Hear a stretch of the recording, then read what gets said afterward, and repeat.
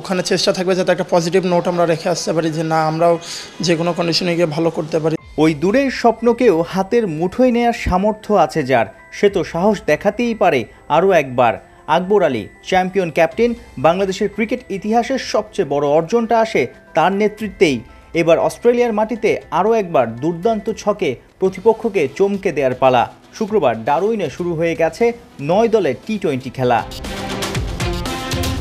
Bangladesh HP আর পাকিস্তান এ, দুই বিদেশি দলের সঙ্গে আছে অস্ট্রেলিয়ার 7 দল। এর মধ্যেই মাঠ মাতাবে ওদের টি-20 টুর্নামেন্ট বিগ ব্যাশে খেলা ক্রিকেটাররাও। কঠিনকে জয় করতেই রাজশাহী আর চট্টগ্রামে জমাট অনুশীলন করে গেছে বাংলা টাইগাররা। যে ওখানে বাউন্সটা বেশি থাকে, তো রাজশাহীতে আমরা ওইটা মাথায় নিয়ে কাজ করেছিলাম যে বাউন্সের সাথে যেটা অ্যাডজাস্ট করতে পারি স্ল্যাবে এবং কিছু কুইক বলে কাজ করার। রাউন্ড রবিন লিগে 6টা ম্যাচ মিলবে আকবর, আফিফ, শামীমদের। সেমিফাইনালে উঠতে কমপক্ষে 4 ম্যাচ জেতার বিকল্প নাই। পিচ আর কন্ডিশনের পাশাপাশি পাইপলাইনের এই টাইগারদের জন্য আরেক দুশ্চিন্তা হতে পারে ডিউক বল।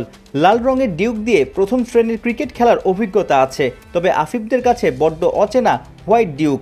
দেশ ছাড়ার আগে চট্টলায় ওই বল দিয়ে একটা প্রস্তুতি ম্যাচ খেলাই এইচপি ক্রিকেটারদের বড় পুঁজি। ডিউক বলে সাধারণত একটু সেভ মুভমেন্টটা বেশিক্ষণ থাকে, যেহেতু আমরা টি-20 ম্যাচটা 20 ওভারের ম্যাচ, তো ওই ক্ষেত্রে মোটামুটি ফার্স্ট থেকে শেষ পর্যন্ত একটু মুভমেন্ট ছিল, তো এই জিনিসটা দুইটা বলের মধ্যে একটু পার্থক্য থাকে। অস্ট্রেলিয়ায় বাংলাদেশ হাই পারফরমেন্সের সফরটা মন্দ কাটছে না।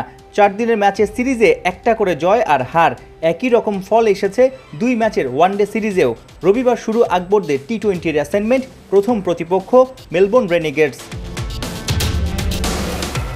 সাইফুল রূপক, 71।